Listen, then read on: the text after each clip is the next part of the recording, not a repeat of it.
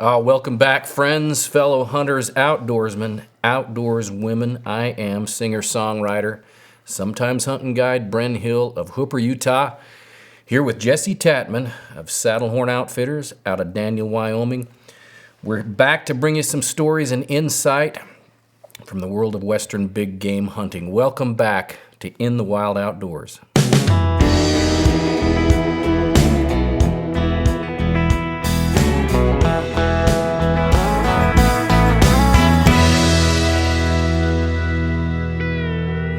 Oh, brother, man, been too long. Yeah, it's been a minute. Been too long, yeah. How you been? Good. Got hunting season out of the way. Man. Got a bunch of hunters booked for 2026. You had a good hunting season. I had a good one. Yeah. And and you're already planning next year. Yep. Yeah. So, I think a couple of developments here is, you're gaining a reputation as the black bear outfitter. Yeah. Of the West. Yeah, it's growing. Yeah. And also trophy mule deer outfitter of the West, particularly with those two units, G and H, that are so famous. Sought after. Yeah, in Wyoming. Yep. Yeah. So, can't believe how Saddlehorn Outfitters has grown. Really. It's grown rapidly, and we're, this is the first year that we've been booked up. It's February 3rd. Yeah. And I might have a few, 3 antelope hunts, and maybe if I want more bear hunters, a few more bear hunters. Yeah. Really haven't booked many elk hunters for Wyoming, just Idaho, because I'm concentrating on big mule deer, Wyoming. Yeah. I love big mule deer. I love big mule deer. That's my thing. And black bears. Yeah. Love to hunt them. Well, I've written a few good songs. I've been working on a new record, yeah. But I heard some bits and pieces of it. Yeah, the music biz, it doesn't grow nearly as fast as the outfitting biz, I guess. So, yeah. You're getting ready to go to Texas pretty soon, huh? Yeah, going back to Alpine, to the Lone Star Cowboy Poetry Gathering. They're splitting that up. They're doing 2, one in Bastrop this year and one in Alpine. I'm going to Alpine. A lot of other artists going over there to Bastrop, but... And having it at the same time. I guess there's a lot happening in Alpine, so the accommodations are kind of minimal. But it'll be a good time. And I got a lot of gigs coming here the rest of the year. They're coming in, sort of rolling in. Got playing at the Cache Valley Cowboy Rendezvous here in Hiram in March, and then the Juab Cowboy Poetry Gathering in Nephi, Utah, in April. That's this is 5 or 6 years for that little event, and it's growing. Good. It's got, So, just keep chugging along. But, man, it's good to be back doing an episode here on In the Wild Outdoors, and one that I've wanted to do for a long time. A long time. Yeah, we've been talking about it, and we're going to talk today about our favorite classic and new calibers for Western big game hunting. I know this is a hot topic. We're putting ourselves out there. Yeah, it's a pretty hot topic. Yeah. But I think you and I kind of grew up in the same era. Yeah. And we hunted, with our dads and stuff in the 70s and 80s. And boy, things have come, a long ways. And they probably thought things had come a long ways for them. I remember, sitting around the campfire, and guys had their first 3 to 9 variable scopes. Uh-huh. And that was a deal. A variable scope was, and I'm just a little kid then, but. My dad hunted with a straight 4-power scope for ever. Yeah. Ever. Yeah. He still was using it when he passed away in 2013. Yeah. Yeah, I know a lot of guys, my dad had a straight 6 Weaver. And, I remember in those days that was a thing, because you could jump a buck up in the Quakies and get on it, or you could shoot, out to 300 yards with a straight power scope. Yep, that's what my dad used. It was a Ruger Model 77, the old style with the tang safety, with a 4-power Weaver. Yeah. On it. You still have that gun? My niece has it. Yep. Yeah. My brother had it until he passed away, and then my niece got it. Yeah. Cool. Well, who's going first? I think you should. Yeah. Okay. Well, I told you that we had to do one of each, and I stayed up I probably stayed up thinking about this 3 nights, and I'm not the most decisive feller anyway, So I lied. I have a tie of my 2 favorites, Okay. but they are based on the same cartridge, and as the 375 H&H. This is a 7mm Remington Magnum. This is a 300 Winchester Magnum. This came out in 1962. This came out in 1963. All the time growing up, I had a 7 mag that I was hunting with. I can't think of a single time it ever let me down. When I first kind of got into, I don't consider myself a long range hunter, so to say, but when I got interested in extending ranges, I went to a 300 Win Mag, and I love both of these calibers, mainly because I think they really enjoyed their heyday in our lifetimes. Oh, absolutely. And particularly when we're coming up hunting. I remember my dad, he went from a 0.6 to a 7 mag. And all his buddies kind of went to 7 mag. Some of them went to 300 Win Mag. So those became sort of the Western big game calibers that I don't want to say because so many guys are going to say, man, my 30-06 still serves me well. I agree. Great caliber. I just remember when a lot of guys made these transitions to the the big bore 7mm and 300, 308, and pushing heavier bullets, 3,000 feet a second. It just extended the range of hunting. So they've never let me down. I think both of these calibers are, valid I mean, if a guy's going to come out west and book a hunt, or guys out here that are just getting into the sport or whatever, or guys that have done it further, I don't think you can go wrong with either of those. I really don't. And you may remember, I had to been just out of high school.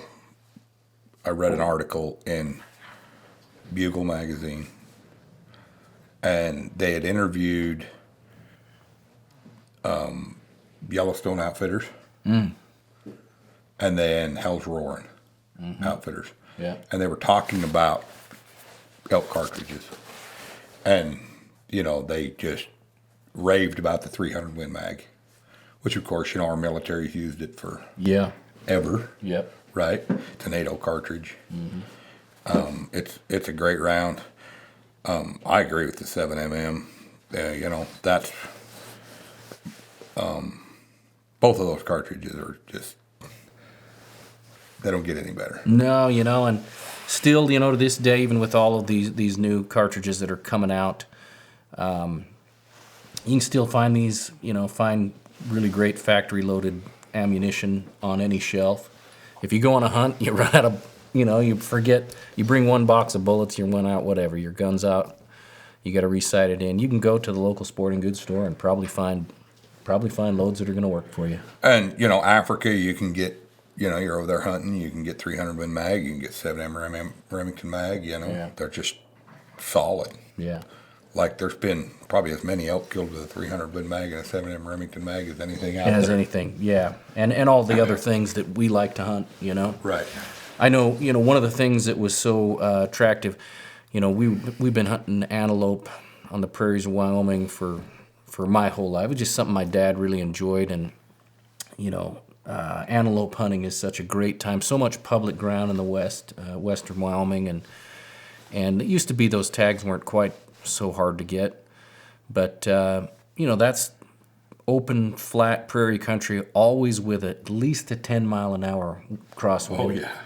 And that 7 mag just cut through it and stayed flat. It seemed like forever. I think it extended the range to legitimately 400, 500, 600 yards. From guys that were hunting with 308s and even, 30-06s, I think, And I know a lot of guys like 280, 270, very similar, non-belted versions of that. Shoot lighter, a little bit lighter cartridges. All that stuff is great, but... Well, I shot a 270 forever. Long time. I killed my first 16 elk with a 270. Close, Yeah. Until I had to make a shot out to 300 yards, and I wounded one and lost one. Before that, I was hunting in the timber, north-facing slope, 100 yards in the timber. Yep. But when I really got up there, and I was guiding for Lonnie, and I was guiding in the high country in the Uintas, big wide open spaces, and guys, I had not been around a 7mm that much because my dad shot a 270. And I got around guys shooting 270, 150 grain bullets, and man, they just tipped them elk over. Yeah. 300 Win Mag, and they sold me on them. Yeah. They did. Like, my grandfather shot a 30-06 forever. Yeah. And that's what he, Yeah. he shot that in a 30-30. Yeah. But my dad was always a 270 guy. But once I really started getting into guiding and getting around a lot of hunters and got, subjected to a lot of different cartridges, Yeah. the 7mm and the 300 Win Mag solidly stuck out Yep. to me. So of these two, segueing into my favorite, let's just say newer, so, if I had to pick a favorite out of those two, just because of my history with it, I'd probably pick a 7 mag, and I wouldn't say I don't think it's any better. I would just say I've just had so much history with it, and I have, I think somewhere in the range, there's probably half a dozen 7 mags, built up sitting in gun cases in the Hill family. So segueing into my favorite newer cartridge, and I struggled with this one also. This is, I think, probably, for many reasons, one of the most efficient cartridges ever. That is a 7 PRC. And, I know from a hunting standpoint, I know guys are going to say, well, this was a load developed for the competitive shooters, and it probably was. I would say, and we got 6.5 Creedmoor that was developed for competitive shooters, maybe 6.5 PRC. So many, remember the 7mm 08. The guys that were shooting 308s competitively like that 7mm 08, just ballistically, just a little tiny bit of improvement. But I think this 7 PRC is one that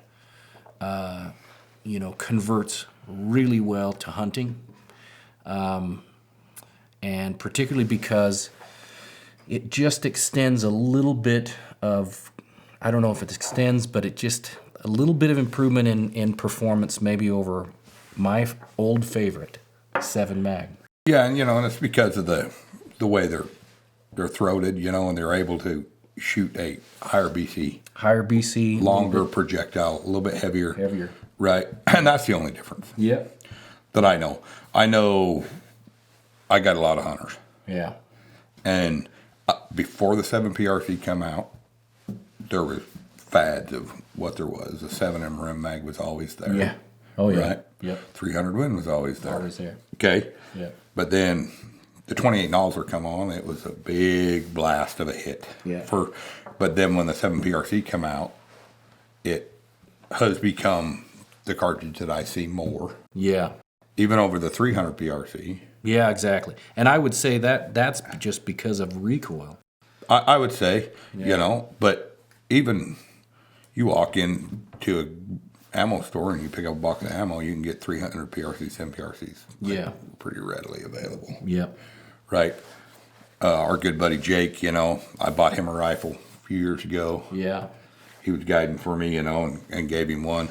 And he had the choice between a 28 Nozzler and a 7 PRC. Yeah.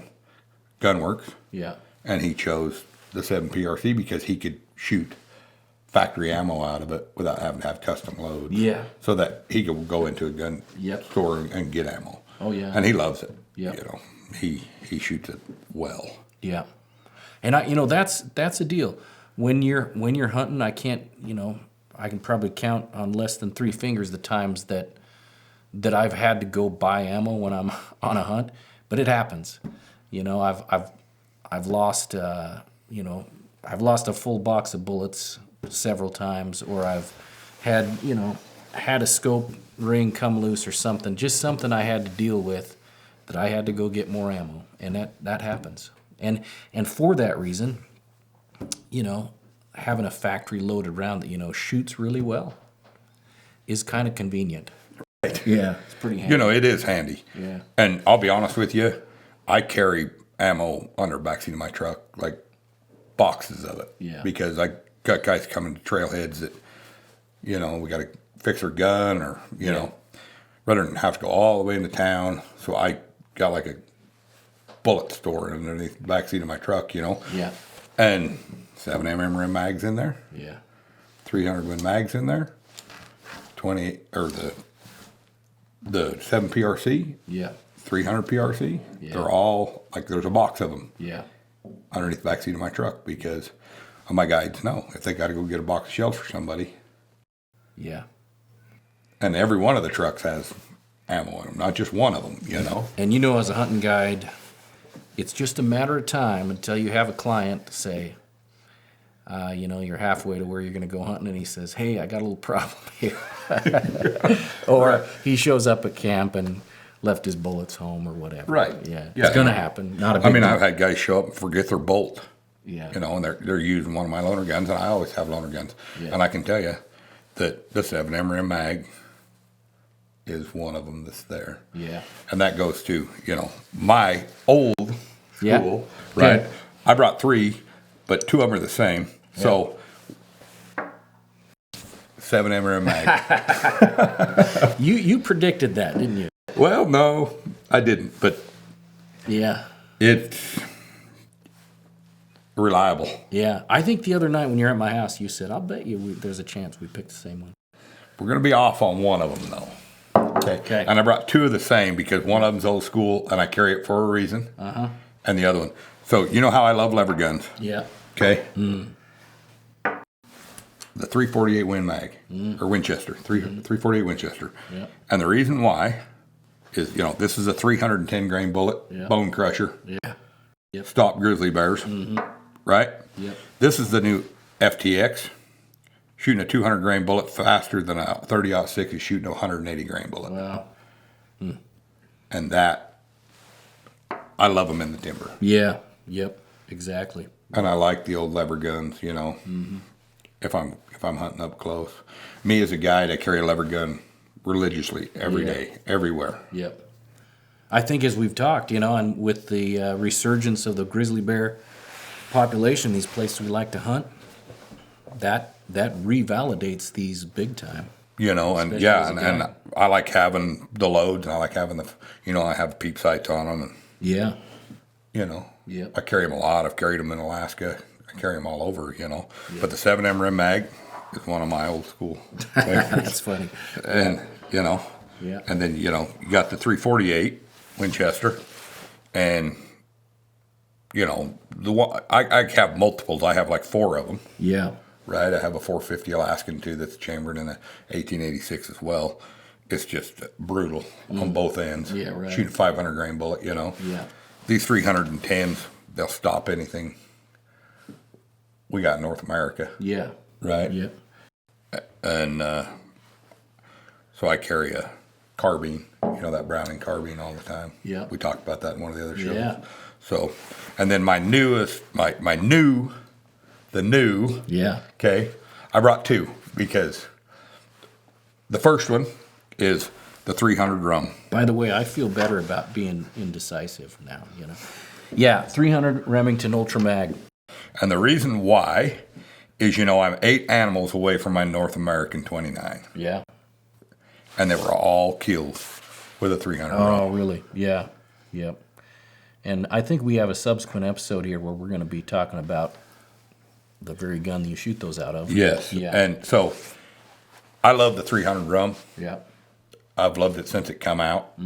Guiding hunters, first hunter showed up, I think 1997 with a 300 drum. dumped an elk at 500 yards and just, 180 grain partition and just tipped him upside down. Yeah. Yep. And then I have my second one is the 28 nozzler. Yeah, I might have guessed that also. Yeah. And the 28 nozzler is newer than the 300 drum. Yeah. Otherwise, I probably would have carried the 28 nozzler forever because I'm a big 284 fan. Yeah. I like the high BC of it. Yep. But I think my all-time favorite, if I was to say, as an outfitter, if I was going to pick one to recommend, would be the 7M Remington mag. I'm with you. Yeah, I think so. I think, the fact that we have, new cartridges to choose from, and 7 mags are still performing with them. They're still, being sold off the shelves. I know, some certain time of the year it can be hard to find a 7 mag. Right. But you can find them chambered in just about any. You put these 30 cals over here. Yep. Right.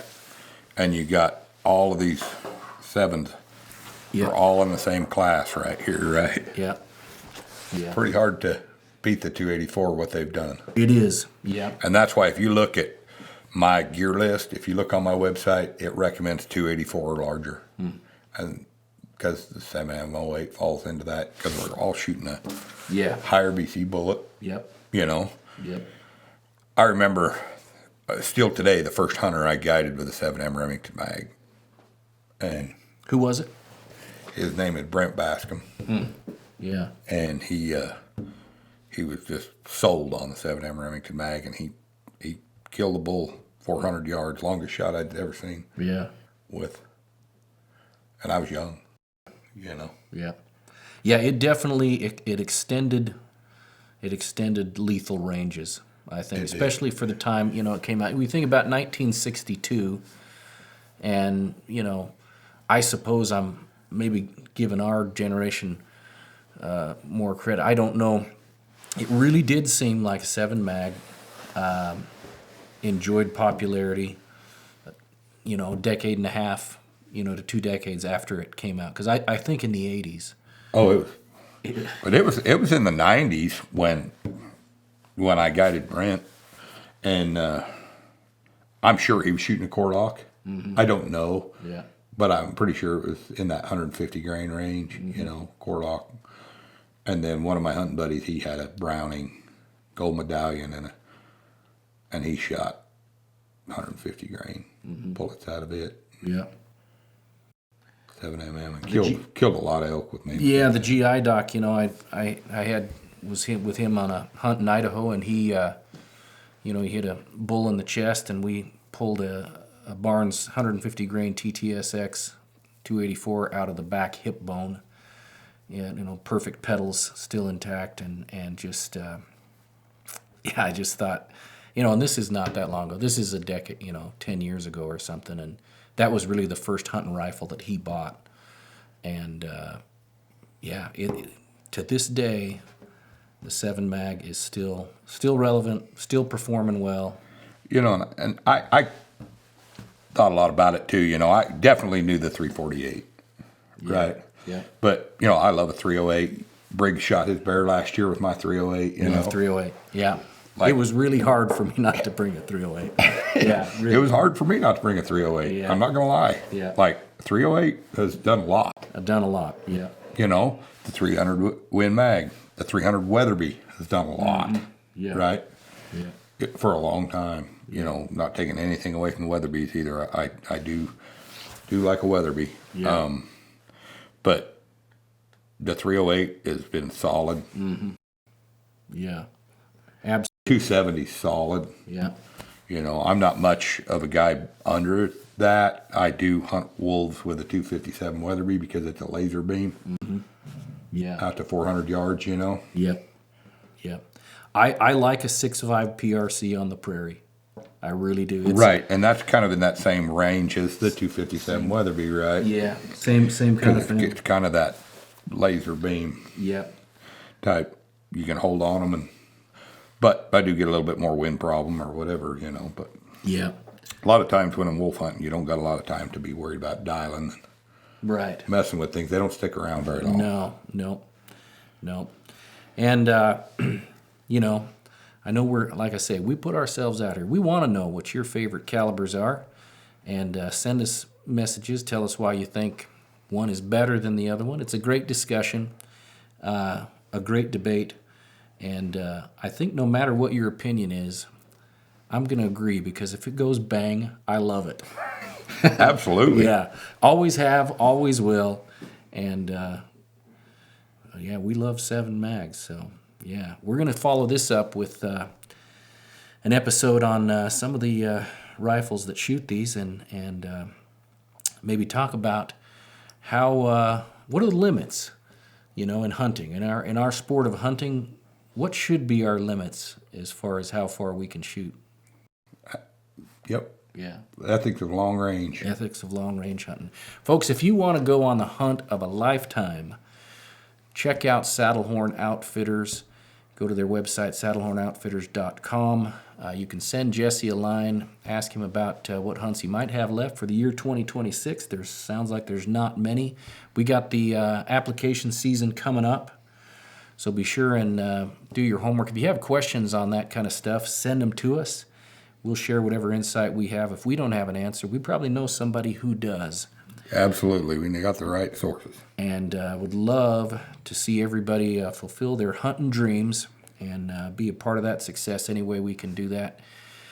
If you like to listen to some real authentic music about stuff like hunting and cowboying and rodeoing and stuff like that, you can find my music at brenhill.com. We thank our producer here at beautiful Oasis Studios in northern Utah. His name is Rich Casperson. He does not like credit, but we're going to give him credit anyway. And we will see you on another episode of In the Wild Outdoors with Bren and Jesse. See ya.